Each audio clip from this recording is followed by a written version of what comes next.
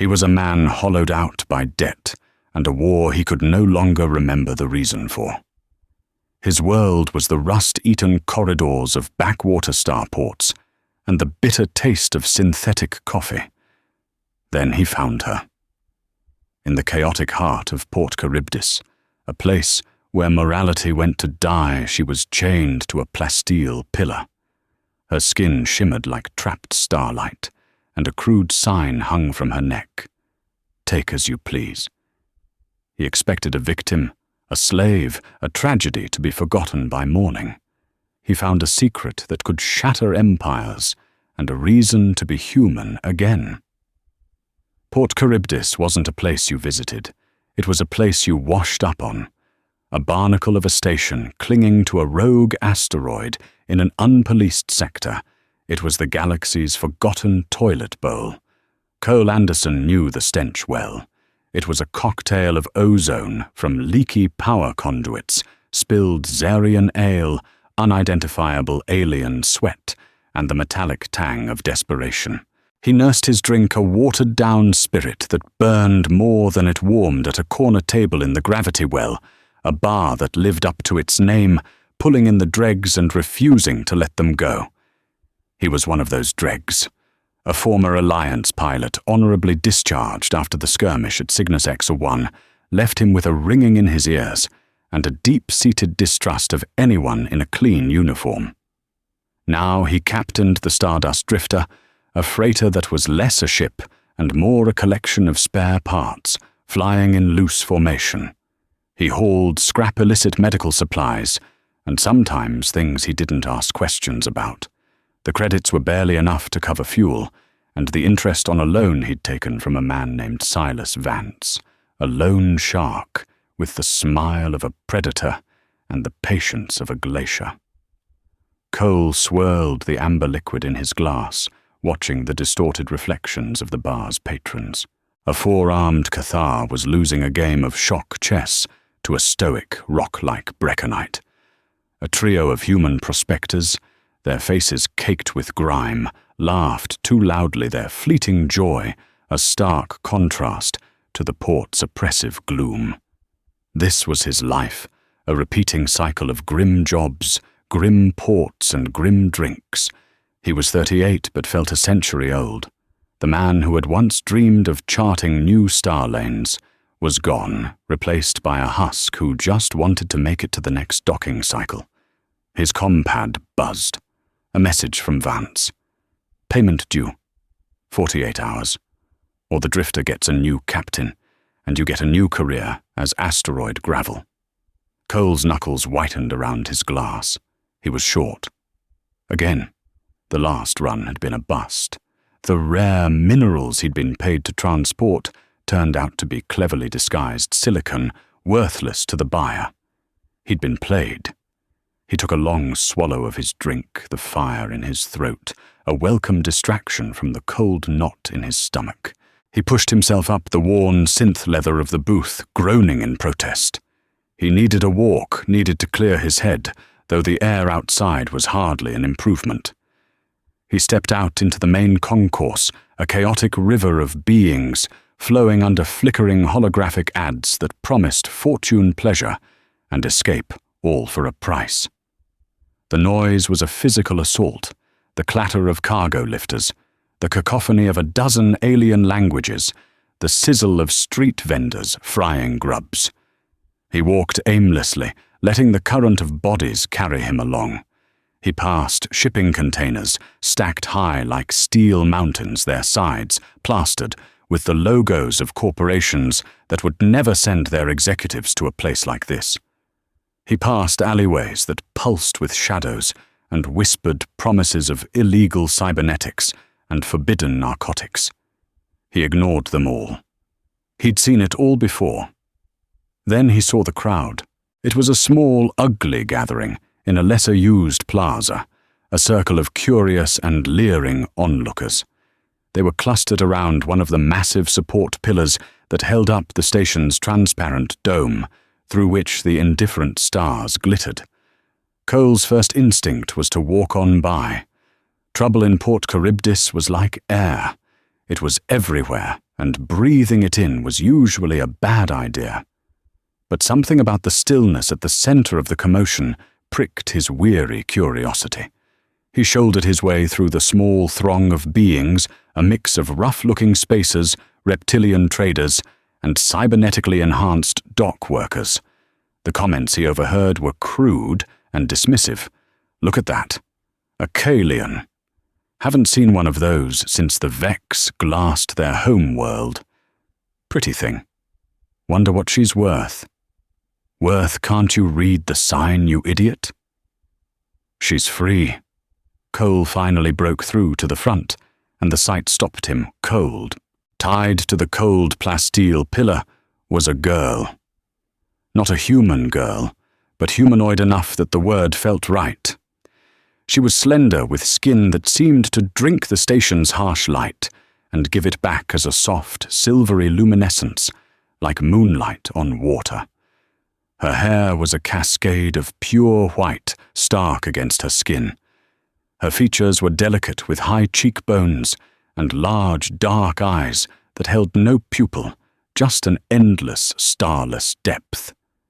Faint, intricate patterns like silver filigree traced their way across her temples and down her neck, pulsing with a faint blue light.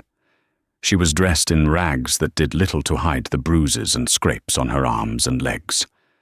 Around her neck, hung by a piece of rough twine, was a crudely written sign in galactic standard. It had only 4 words. Take as you please. A wave of nausea washed over Cole. This wasn't a slave auction. Those at least had the pretense of commerce. This was something far more vile.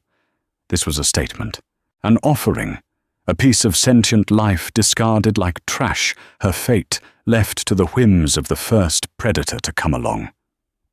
The crowd jeered and pointed, but no one moved to touch her. There was an unspoken rule in the lawless places. A trap that obvious was usually laid by someone you didn't want to meet. Her head was bowed, her white hair obscuring her face. She trembled not from the cold of the recycled air, but from a terror so profound it was almost a tangible thing. Cole felt a ghost of an emotion he hadn't experienced in years, a hot, righteous anger. It was the echo of the man he used to be, the Alliance pilot who believed in protecting the innocent. That man was long dead, buried under years of cynicism and failure. And yet, he looked at the faces in the crowd. He saw greed, amusement, and cold indifference. He saw the reflection of the galaxy that had chewed him up and spat him out, and in the trembling girl tied to the pillar, he saw a final desperate plea against that galaxy. Someone in the crowd, a burly human with a scarred face and a cargo hauler's jacket, finally took a step forward. Well, if no one else is gonna... He slurred, a greasy smile spreading across his face. Something inside Cole snapped. He didn't think. He acted. He moved forward his body, remembering the quick, efficient motions of combat training he thought he'd forgotten. He stepped in front of the burly man, blocking his path. "Get lost," Cole said, his voice low and steady. The man bristled, puffing out his chest. "And who the hell are you?" "The sign says, take. I'm taking." "The sign's wrong," Cole replied, meeting the man's gaze without flinching. His hand rested near the worn grip of the pulse pistol, holstered at his side. He didn't want to draw it. A firefight here would bring down port security, and they were notoriously trigger-happy. But he would. The man sized him up. He saw the weary lines on Cole's face, the frayed cuffs of his jacket. But he also saw the cold resolve in his eyes, the posture of a man who knew how to handle violence. After a tense moment, the man grunted and spat on the floor. "Whatever. She's probably broken anyway." He shoved his way back into the crowd and disappeared. The circle of onlookers began to dissipate, their entertainment spoiled. Cole was left alone in the plaza with the girl. He slowly turned to face her. He could see her more clearly now. The filigree patterns on her skin were glowing a little brighter, a soft cerulean. He reached out not to touch her, but to the crude sign. He ripped it from her neck and crushed it in his fist. Her head lifted, and for the first time he met her gaze. Her deep, starless eyes were filled with an ocean of fear and exhaustion, but beneath it there was a flicker of something else. Surprise, confusion. "I'm getting you out of here," he said, his voice rougher than he intended. He produced a small plasma cutter from his belt, a tool he used for emergency ship repairs. The low hum of the device made her flinch. "Easy," he said softly. "Just the restraints." He carefully sliced through the thick metal cuffs binding her wrists to the pillar. They fell to the ground with a clang that echoed in the suddenly quiet plaza. She didn't move. She just stared at him, her strange, beautiful face a mask of uncertainty. He realized she was probably expecting the other shoe to drop for his rescue to be just a change of ownership. He held out a hand, palm up. An offering of peace. "My name is Cole Anderson. You're safe with me." She hesitated for a long moment, her dark eyes searching his face, looking for the lie, for the cruelty she had come to expect. Finding none, or perhaps just too exhausted to resist, she placed her slender, trembling hand in his. Her skin was cool to the touch. As he led her away from the pillar and toward the docking bay that housed the Stardust drifter, Cole had no idea what he was doing. He had just invited a galaxy of trouble onto his ship. He was broke, hunted, and now responsible for a refugee from a dead world. Silas Vance and his threats seemed like a distant problem now. He had acted on an impulse, a memory of a better self, and as he felt the fragile weight of her hand in his, he knew with a certainty that chilled him to the bone that his life had just become infinitely more complicated. The Stardust drifter was not a place of comfort. Its corridors were narrow, smelling of ionized air and stale rations. The lighting flickered in a rhythm that suggested an imminent and total system failure. To Cole it was home, a rusty, unreliable home but his. To the alien girl it must have looked like another cage. He led her into the small common area, which also served as the galley and navigation hub. A circular table was bolted to the floor, surrounded by two worn-out chairs. A small food synthesizer hummed erratically in one corner. "Have a seat," Cole said, gesturing to one of the chairs. "Can I get you anything?" "Water, food?" She didn't answer. She stood in the center of the room, her arms wrapped around herself, looking small and fragile under the harsh glow of the single overhead light panel. Her silver skin seemed to have lost some of its luster, dulled by fear and exhaustion. The filigree patterns on her temples were now a dim, barely visible gray.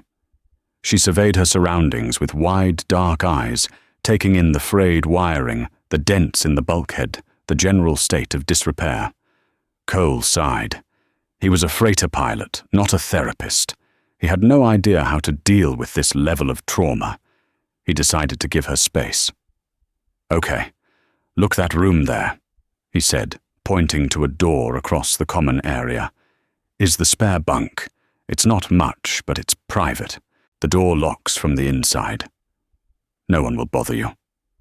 She gave a slight, almost imperceptible nod. She moved toward the room with a slow, hesitant grace, as if expecting the floor to give way beneath her. She slipped inside without a word, and the door slid shut with a soft hiss. Cole heard the click of the magnetic lock engaging. He stood there for a long moment, the silence of the ship suddenly feeling heavier. What had he done? He ran a hand through his hair. The reality of his situation crashing down on him. He had a mysterious alien on his ship, which was a violation of at least a dozen port regulations. He was still short on Vance's payment, and now he had another mouth to feed. He walked over to the food synthesizer and punched in a code for a nutrient paste. The machine whirred and spat a grey, unappetizing sludge into a bowl. He ate it mechanically, the taste like chalk and regret. His mind raced. Who was she? Who were the Vex that the man in the crowd had mentioned? And who would be cruel enough to leave her tied to a pillar? Hours passed. The ship's chronometer ticked over into the next cycle. There was no sound from the spare bunk. Cole tried to work running diagnostics on the ship's failing life support system, but his focus was shot. Every creak of the ship's hull made him think of her alone in the dark. Finally, he couldn't stand the silence anymore. He approached her door. He didn't knock, not wanting to startle her. "Hey," he said, his voice soft, directed at the metal door. "I'm leaving a tray out here for you. It's just water and a nutrient bar. Take it if you want." He placed the tray on the floor and retreated to the cockpit. He slumped into the pilot's chair, the worn cushions conforming to his tired frame. The cockpit's viewport showed him the cold, unblinking stars, a stark reminder of his own insignificance. He had tried to do one decent thing in a decade, and it felt like it was going to cost him everything. He eventually drifted into an uneasy sleep, dreaming of starless eyes and silver chains. He awoke to a faint sound from the common area. He sat up, instantly alert. The ship's internal sensors didn't show any intruders. He unholstered his pistol and crept out of the cockpit. The girl was there. She had taken the tray and was sitting at the table, nibbling on the corner of the nutrient bar, as if she wasn't sure it was safe to eat. She had found a spare ship's tunic in the bunk's locker. It was far too big for her, but it was clean. Her white hair was still matted and dull. She froze when she saw him, her eyes wide with alarm. She looked like a cornered animal.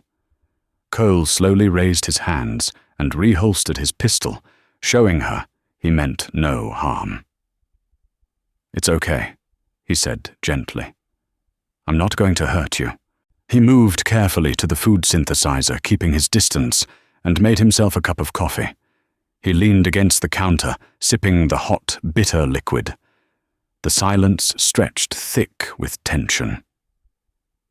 "My people," she finally said, her voice, a soft, melodic whisper, like wind chimes heard from a great distance. It was the first time she had spoken to him. "They called me Lyra." Cole nodded, keeping his own voice low. "Lyra, it's a good name." "I'm Cole." She took a small sip of water. "Why did you help me?" The question hung in the air between them. Why had he? He didn't have a simple answer. "I don't know," he admitted honestly. "I guess I was tired of watching bad things happen and doing nothing." "You have incurred a great risk," she said, her gaze dropping to the table. "Those who left me there, they are not merciful." "I'm starting to get that impression," Cole said with a humorless smile. "Who are they?" "They are called the Vex," Lyra said, a tremor in her voice. "They hunt my people. They conquer worlds and strip them bare. They took my home, Kalis. They extinguished its star." Cole felt a chill run down his spine. Destroying a star was an act of unimaginable power and hate. The Alliance had fought brutal wars, but nothing on that scale. "I'm sorry," he said, the words feeling pitifully inadequate. "Sorrow does not bring back the dead," she replied, her voice flat, devoid of emotion, as if she had walled off her own grief to survive. "They brought me here, a trophy, a warning to others who might resist them. They left me on that pillar, believing no one would be foolish enough to interfere. That the port's inhabitants would either violate me or ignore me, proving the galaxy is as cruel as they believe it to be. They underestimated the foolishness of freighter pilots," Cole muttered, taking another sip of his coffee. Lyra looked up at him, and for the first time, a flicker of something other than fear appeared in her eyes. It was a deep, soul-weary curiosity. "You are not like the others I have met. You gave me a locked room. You offered food without demand. Why? It's called basic decency, Cole said with a shrug. It's in short supply out here, but it hasn't gone completely extinct. He saw the filigree on her skin glow faintly, a soft blue light. My skin, she said, noticing his gaze. It responds to resonance, emotions. Your feelings are a strange mix, weariness, regret, but also a core of something hard, like forged metal that has been left to rust but has not yet broken. Cole was taken aback. He'd assumed the patterns were biological, not some kind of mood ring. You can read my emotions, not your thoughts, she clarified, more like the color of your spirit. It is quiet. Most beings I encounter are a storm of loud, sharp emotions. Greed, lust, anger. Yours is like a deep, still water. An uncomfortable silence fell between them. Cole wasn't used to being analyzed, especially not by someone who could see his emotional state written on her skin. He was a closed book, and he liked it that way. We need to get out of here, he said, changing the subject. The Vex will realize you're gone soon if they haven't already. I need to refuel and get a new departure clearance. Stay here. Don't open the door for anyone. Lyra nodded, her expression turning serious. They will be looking for you, Cole Anderson. For helping me, you have made yourself their enemy.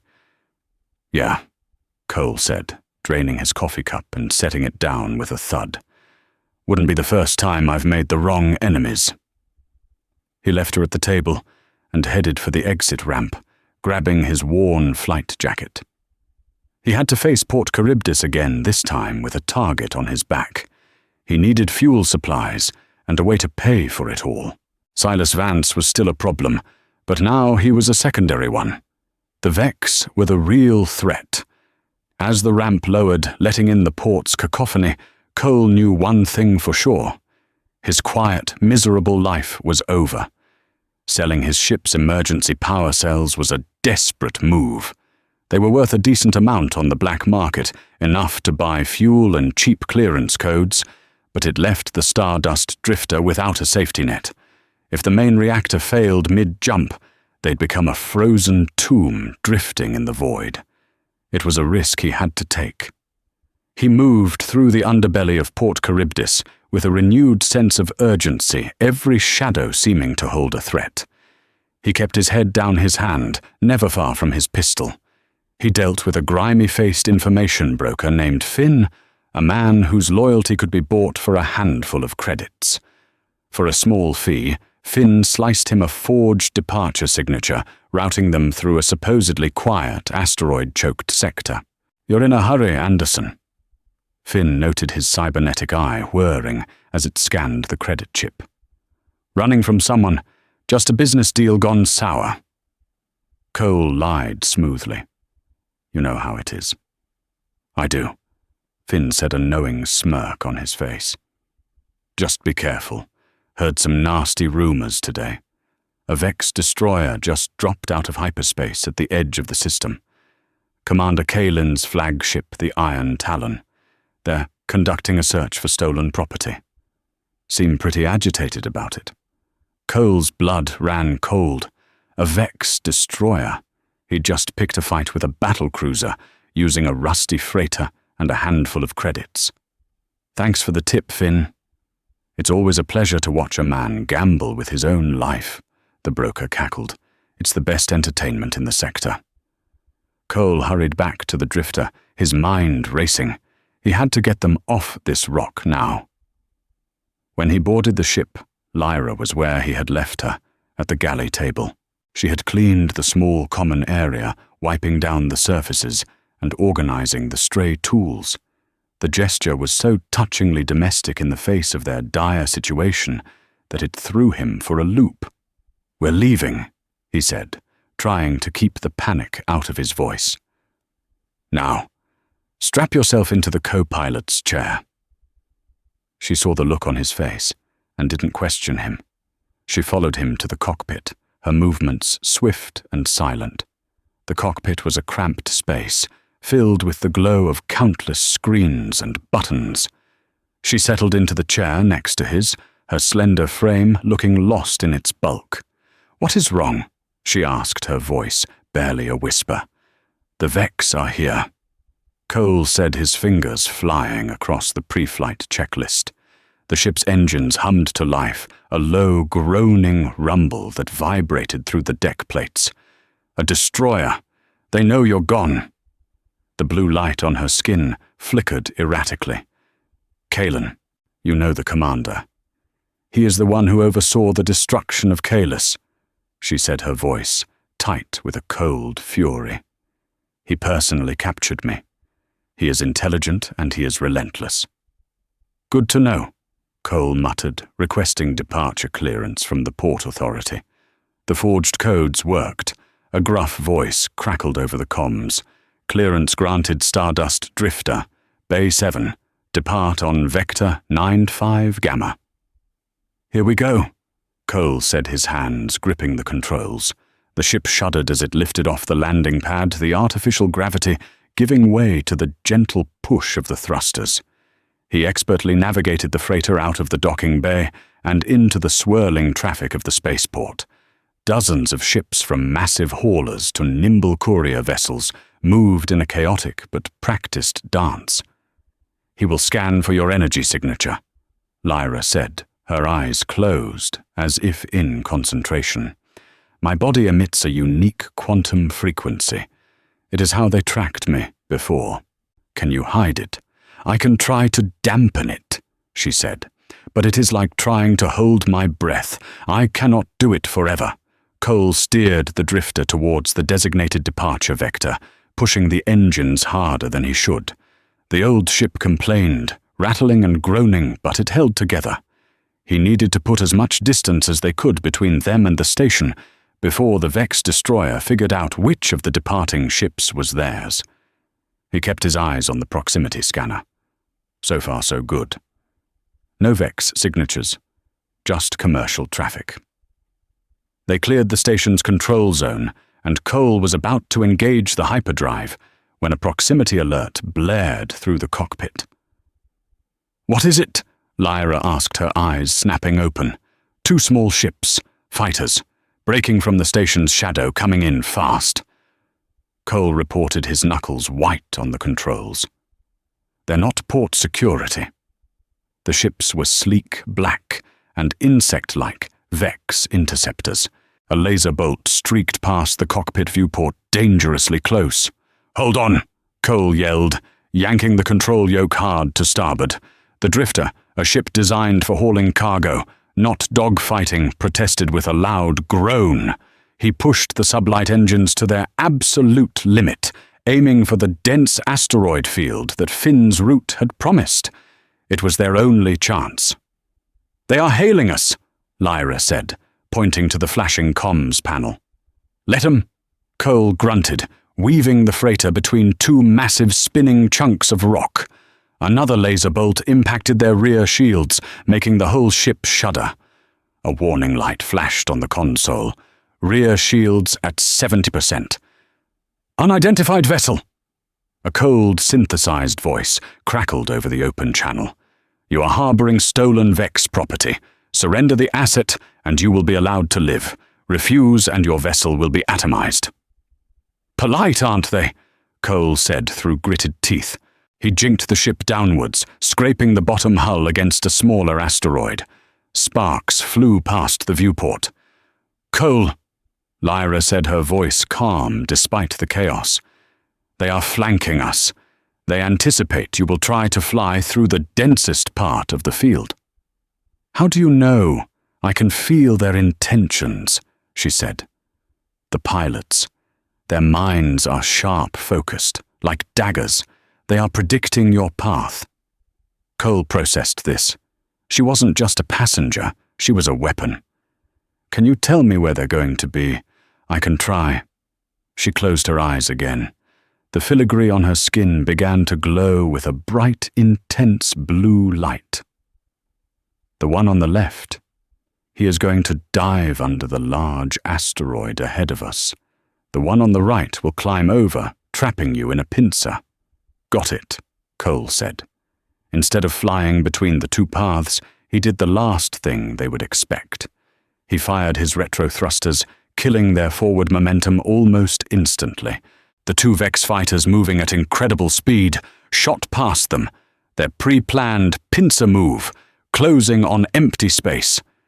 Before they could recover, Cole slammed the main thrusters back to full power, diving the drifter straight down into the chaotic, tumbling heart of the asteroid field, where sensors were least effective. "He's angry," Lyra whispered, her hand pressed against her temple. "Kalen. I can feel his frustration even from his ship.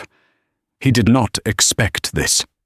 "Good," Cole said, a grim smile on his face. He felt a rush of adrenaline, a familiar feeling from his Alliance days.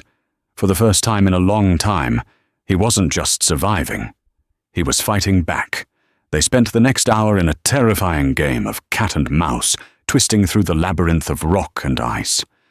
Lyra acted as his early warning system, calling out the Vex pilot's intentions a split second before they acted. Cole, using his long-dormant combat instincts, pushed the drifter to its limits, using the ship's bulk and the environment to his advantage. He used a gravity slingshot around a massive iron-rich asteroid to change course, unexpectedly causing one of the fighters to miscalculate and slam into a smaller rock, exploding in a silent flash of light. The second fighter, enraged, came at them, head-on, guns blazing. "He's going to overload his cannons for a final barrage," Lyra warned. "I'm counting on it," Cole said. He cut power to the port engine, sending the ship into a wild, uncontrolled spin. The Vex pilot, caught off guard by the erratic movement, sprayed laser fire all around them, but failed to land a fatal hit. As they spun past, Cole rerouted the last of the emergency power, the power he'd just bought back, with his last credits to the rear shield generator, and then into a focused energy burst from the engines. A wave of pure kinetic energy erupted from the drifter's stern, slamming into the Vex fighter. The smaller ship's shields overloaded, and it tumbled away, its systems fried. Silence descended on the cockpit, broken only by the panting of Cole's breath and the blare of a dozen damage alerts. "Rear shields are gone," he reported, his voice shaky. "Port engine is offline, but we're clear."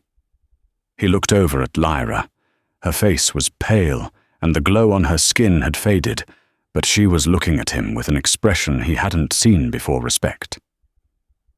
"You fly, like a falling leaf," she said. "Unpredictable, chaotic. No Vex could anticipate that." "Yeah, well, let's hope Kalen is just as unimaginative," Cole said, trying to coax the damaged engine back to life. He finally got it to sputter back on, running at half power. He set a course for the edge of the asteroid field. It was time to jump. "You have saved my life, Cole Anderson," Lyra said quietly. "We saved each other's," he corrected her. "Now let's just hope we can stay alive long enough to appreciate it." He initiated the hyperdrive sequence. The stars outside the viewport elongated into streaks of light, and with a lurch, the Stardust Drifter plunged into the strange, silent sea of hyperspace, leaving Port Charybdis and the Vex hunters behind. For now. Aboard the Vex destroyer, Iron Talon Commander Kalen watched the tactical display with cold, analytical fury. The icons representing his two elite interceptors had vanished from the asteroid field. One was listed as destroyed, the other as disabled life support failing. Below it, the faint, flickering energy signature of the Kalian asset had disappeared into hyperspace. Kalen stood on the command bridge, a platform of polished black metal and holographic interfaces. His uniform was severe and immaculate, a deep crimson that matched the Vex insignia on his collar. The Vex were a species that prized order, logic, and control above all else. They were tall and gaunt, with sharp, angular features and pale grey skin. Kalen was a perfect example of his race. His movements were precise, his expression unreadable, his mind a finely tuned instrument of war. And that instrument was currently focused on a single infuriating problem, a primitive human freighter pilot. "Report." Kalen commanded, his voice calm but laced with menace. The bridge officers, all Vex, worked at their stations with silent efficiency, their movements betraying their fear of his displeasure. "Commander," a sub-officer reported, turning from his console. "The target vessel has entered hyperspace. Their drive signature is old an Alliance surplus model, highly inefficient. We can calculate their probable exit vectors, but the range is wide." "And the pilot?" Kalen asked, his obsidian eyes fixed on the display. "Analysis of his tactics during the engagement is inconclusive, Commander. His maneuvers were erratic, illogical. He used his ship's own structural weaknesses as a defensive measure. He intentionally initiated an uncontrolled spin. No sane pilot would do that." "He is not a Vex pilot," Kalen stated, as if that explained everything. "He is human." Kalen had studied humanity. He considered them a volatile, plague-like species.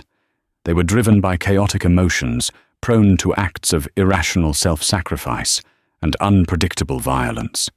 They were a species of poets and murderers, explorers and tyrants. They lacked the cold, clean logic of the Vex. They were an impurity in the galactic equation, a variable that could not be easily solved. And now one of them had his prize, the Kalian, Lyra. She was not just a refugee. She was the last of the laments. "Access file Kalian lament," Kalen ordered. A holographic image appeared in the air before him, Lyra's face serene and beautiful. Text in the Vex language scrolled beside it. The laments were living archives, psychic repositories of the entire Kalian history, culture, and science. They held every secret of their race within their minds, accessible through a deep telepathic trance. The elders of Kylus were fools. Kalen mused aloud, his voice echoing slightly on the silent bridge. They believed their pacifism was a strength. When we arrived, they refused to fight. They chose extinction over violence, but not before they created a weapon of last resort. He gestured, and the image of Lyra was replaced by a complex schematic, a weapon of terrifying scale and power. "Project Starshare," the sub-officer read. "A planetary-scale quantum deresonator, capable of destabilizing a star, forcing it to go supernova. The very weapon we use to destroy their world," Kalen said, a flicker of something like admiration in his voice. "We reverse-engineered it from fragmented data we recovered. But the Kalian original, it is far more elegant, more powerful, and its activation codes, its principles of operation, its location, all were entrusted to their precious lament before they sent her away." He turned to face his bridge crew. "The girl is not a slave. She is a key. The key to a weapon that would ensure Vex dominance for the next 10,000 years. We captured her after a year of searching. I devised the trap on Port Charybdis myself. The humiliation, the degradation. It was designed to break her spirit, to make her pliable, and to test the galaxy. I theorized that no one in that cesspool of a port would possess the irrational sentimentality to intervene." His gaze hardened. "I was wrong. A human freighter pilot has undone a year of meticulous planning. He has taken our key. Commander, our long-range scans have picked up traces of their hyperdrive wake," another officer reported. "It aligns with a trajectory toward the Elysian fields." "The ship graveyard," Kalen said, a thin smile touching his lips for the first time. "Of course, an old ship damaged in a fight. He will need to scavenge for parts. He is predictable in his desperation." The Elysian Fields was a vast nebula filled with the wrecks of ancient battles, a treacherous maze of dead starships and volatile gas clouds. It was a place where scavengers and pirates hid. It was also a perfect place to spring a trap. "He thinks he has escaped," Kalen said, turning back to the main viewport. "He believes his chaotic human nature gives him an advantage. But chaos is just a pattern you haven't yet deciphered. Every system has rules. Every being has a weakness." "What is his weakness, Commander?" the sub-officer asked. Kalen looked at the holographic image of Lyra, which he had brought back up. Her. He risked his life for a stranger. This is the flaw of his species' empathy. He has formed a bond with the asset. He believes he is her protector. He will do anything to keep her safe. Therefore, to control him, we must threaten her. We will not destroy the freighter when we find it. We will disable it. We will board it. We will take her back in front of him. We will let him live broken and defeated, knowing he has failed. His punishment will be his own pathetic human guilt. He straightened his uniform, his confidence restored. The human had been a surprising annoyance, but he was still just a man in a broken-down ship. Kalen was a commander of the Vex fleet, an agent of destiny. The outcome was a logical certainty. "Set a course for the Elysian fields," he commanded. "Maximum velocity. Inform the fleet that the hunt is back on. I want every ship in this sector converging on that nebula. The human thinks he is hiding in the dark. We will show him that there is nowhere left to hide." The Iron Talon altered its course, its powerful engines propelling it through the void at unimaginable speed. It was a predator closing in on its prey, and its commander was sure of the kill. The human's brief, illogical victory had only delayed the inevitable. Logic, Kalen knew, would always prevail in the end. The Stardust Drifter limped out of hyperspace with a sickening lurch, alarms screaming through the cockpit. Red lights flashed across the console, reflecting in Cole's tired eyes. "That's the hyperdrive," he grunted, slamming his fist on a panel to silence the most piercing alarm. "Completely shot. We're not jumping anywhere else until I can replace the primary motivator coil." They were adrift in the Elysian fields. Outside the cockpit viewport, the nebula was a breathtaking, terrifying spectacle. Vast clouds of iridescent gas glowing in shades of violet, crimson, and emerald swirled around them. Silhouetted against the cosmic colors were the skeletal remains of dead starships, the colossal husks of ancient dreadnoughts, the shattered wings of forgotten fighters. It was a graveyard of giants, silent and beautiful and deadly. "This place is full of echoes." Lyra whispered, her hand pressed against the cold plastex of the viewport. The filigree on her skin was glowing a soft, mournful blue. So many endings. So much violence. "It's the only place we can hide and maybe find the parts we need," Cole said, running a diagnostic on their remaining systems. "But we're blind in here. The gas clouds play hell with long-range sensors. We won't see them coming until they're right on top of us."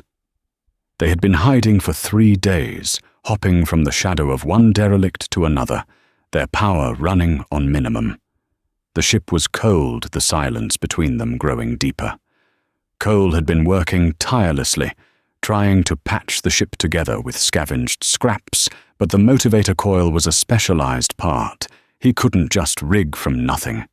During that time, a strange bond had formed between them. She would watch him work her starless eyes, following his every move. She never offered advice on repairs. She knew nothing of human technology, but her quiet presence was a comfort. She would bring him water or a nutrient bar, a silent gesture of care. And he in turn found himself talking to her, telling her about his life before the war, about the dreams he had lost. On the 4th day, as Cole was wrestling with a fried power conduit, Lyra finally spoke of her past, not just the Vex, but of her life before. "I am a lament," she said, her voice soft in the quiet of the ship. "It is a sacred duty among my people. What does that mean? Cole asked, wiping grease from his hands with a rag. We are the memory of our race, she explained. From birth we are trained to receive the experiences, the emotions, the knowledge of others. We do not just learn history from a book, we feel it. We experience the joy of the first Kalian, to see a sunrise, the sorrow of a mother losing her child 1,000 years ago, the intellectual triumph of our greatest scientific discoveries. It is all within me, a symphony of 1 billion lives. Cole stared at her, trying to comprehend the sheer weight of what she was describing. You carry your whole civilization inside your head. Not in my head, she corrected gently. In my spirit. It is a psychic resonance. When my world was ending, the remaining elders gathered. They poured everything they were, everything we had ever been into me. I felt them die, Cole. I felt their fear, their love for their children, their final, desperate hope. I carry the ghosts of my entire species. The enormity of her burden settled on Cole like a physical weight. He finally understood the profound sadness in her eyes. It wasn't just her own trauma. It was the trauma of 1 billion souls. The Vex know this. She continued, her voice trembling slightly. It is why Kaelan hunts me so relentlessly. I am not just an escaped prisoner. I am the last library of Kaelas. She hesitated, then seemed to make a decision. There is more. Something I haven't told you. The reason they cannot let me go. She closed her eyes. The filigree on her skin began to glow brighter than he had ever seen it before, a brilliant, pulsating sapphire. Show me, she whispered, not to him, but to herself. And then it happened. The world around Cole dissolved. The cold metal of the drifter's common room melted away, replaced by a sky of soft gold. He was standing on a balcony of what looked like white sculpted coral, overlooking a city of graceful spiraling towers. The air was warm, filled with the scent of unknown blossoms and the sound of harmonious chimes. Silver-skinned Kalian, their filigree patterns glowing in 100 different colors, walked through lush gardens below. He felt a wave of peace so profound it almost brought him to his knees. This was Kaelas. This was the memory she held. Then the golden sky tore open. A Vex destroyer, a gash of ugly brutalist metal against the perfect sky, hung in the air. Beams of red energy lanced down, and the beautiful city began to burn. Cole didn't just see it, he felt it.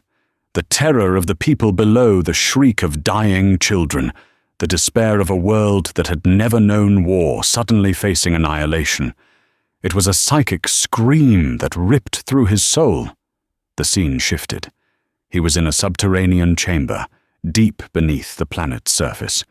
Kalian elders, their faces etched with grief, stood around a shimmering device, a complex lattice of crystal and light. The Starshear, a voice echoed in his mind, Lyra's voice, but deeper imbued with the authority of her ancestors. A weapon born of desperation, a final act of defiance we prayed we would never use. It can unravel the very fabric of a star. The location of the weapon, the final activation key.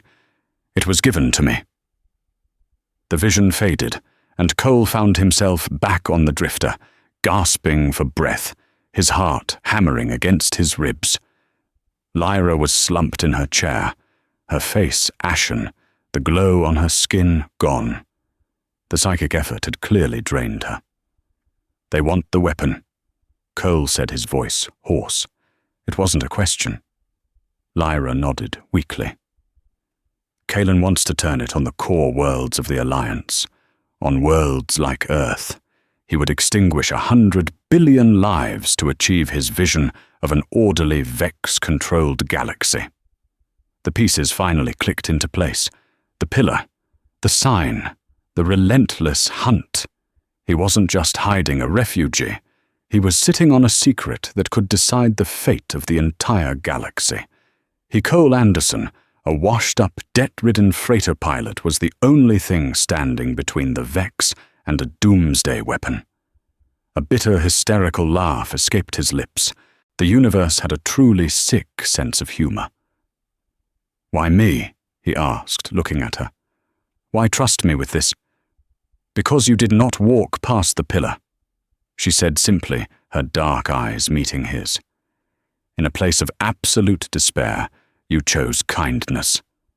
My people believed that one small act of compassion could change the course of destiny. And when I feel your emotions beneath the pain and the cynicism, I feel the echo of a good soldier, a protector. I did not choose you, Cole Anderson. But I am glad it was you." Cole looked from her exhausted face to the star-dusted void outside. The weight of his new reality was crushing. He was no hero. He was just a man trying to survive.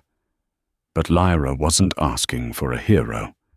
She was asking for a pilot, a protector, the man he used to be. He took a deep breath, the recycled air of his ship filling his lungs. His personal problems, Silas Vance, his debts, his wasted years seemed so small, now so insignificant. He had been drifting through life without purpose. Now the universe had handed him one. It was terrifying, impossible, and probably suicidal. But for the first time in a decade, Cole Anderson felt truly awake. "Okay," he said, his voice firm, the weariness replaced by a new, hard-edged resolve. "Okay, Lyra. They want a war, we'll give them one. But we're going to do it my way. We need to fix this ship." He knew now that hiding wasn't an option. They couldn't run forever. Kalen would never stop. Their only hope was to be smarter, faster, and more unpredictable than a Vex commander could ever imagine. Their only hope was to fight. Hiding was no longer an option. Cole's desperate new plan was insane use a ghost ship. Deep within the Elysian fields, Nebula lay the ANS Vindicator, a 50-year-old Alliance dreadnought disabled in an ancient battle. His goal wasn't to fly the behemoth, but to reactivate its primary weapon, a spinal mount mass driver, for a single decisive shot. Boarding the frozen tomb, they navigated silent, ice-coated corridors to the engineering bay. While Cole jury-rigged the drifter's power core to the dreadnought's ancient reactor, Lyra's psychic senses screamed a warning. "Kalen is here," she whispered. "His fleet is sweeping the nebula." With the emergency reactor groaning to life, they raced to the bridge. Cole powered up the main cannon, creating a massive energy spike to bait their trap. "Kalen sees it," Lyra confirmed, her eyes closed in concentration. "He thinks we're helpless and is approaching himself arrogant and impatient." The sleek Vex destroyer Iron Talon emerged from the swirling gas, gliding directly into the targeting reticle of the supposedly dead ship. "He's in position," Lyra urged. "Wait! His mind! He knows it's a trap!" But it was too late. Cole slammed the firing stud. The Vindicator roared to life, unleashing a solid slug of uranium at a fraction of light speed. The projectile tore through the advanced Vex warship, detonating it in a silent, brilliant fireball. With their commander gone, the remaining Vex ships broke in confusion and fled. Against all odds, the ghost in the machine had won their war. With the Vex fleet shattered and in full retreat, Cole salvaged a working hyperdrive coil from the Vindicator's wreckage, breathing new life into the battered Stardust drifter. The immediate threat was gone, but a question hung in the quiet of the cockpit. What now? It was Lyra who answered it, her sorrow replaced by a steely resolve. "Hiding is not enough," she declared. "My people's memory deserves to be a blueprint for a new home, not a ghost in my mind. I will find the other survivors scattered across the galaxy." Cole looked from the endless star chart to her determined face. He could leave her at a safe port, collect a reward, and return to his empty life of debt and meaningless cargo runs. The thought felt like a cage. In her fight, he had found his own purpose, a freedom he hadn't realized he'd lost. "You're going to need a pilot for that," he said, a slow, genuine smile spreading across his face. A warm, golden light, a color he had never seen, bloomed across the filigree on her skin. "I was hoping you would," she replied softly, pointing to an uncharted nebula on the galaxy's edge. "There. I can feel a whisper, a song of our people." Cole nodded, inputting the coordinates. He was no longer a pilot adrift in the void. He was the guardian of a civilization's future. As he engaged the hyperdrive and the stars streaked into brilliant lines of light, he knew with a certainty that settled deep in his soul he was finally flying home. That's where our story ends. But their journey is just beginning. What started as a single impulsive act of kindness in the darkest corner of the galaxy became a mission to save the future. Cole, a man who had lost his purpose, found it again by protecting the last memory of a fallen race. Lyra, who carried the weight of 1 billion ghosts, found the strength to build a new dawn. Their story reminds us that even when we feel lost and broken, even when the universe seems cold and indifferent, the choice to help one person can change the fate of worlds. It shows us that true human strength isn't in our weapons or our technology, but in our stubborn, illogical, and unyielding capacity for compassion. If their journey moved, you please hit that like button, share this story with someone who needs a little hope, and subscribe for more tales from across the stars. Your support allows us to keep exploring these universes. Let us know in the comments what you think the future holds for Cole and Lyra. Until next time, keep looking up.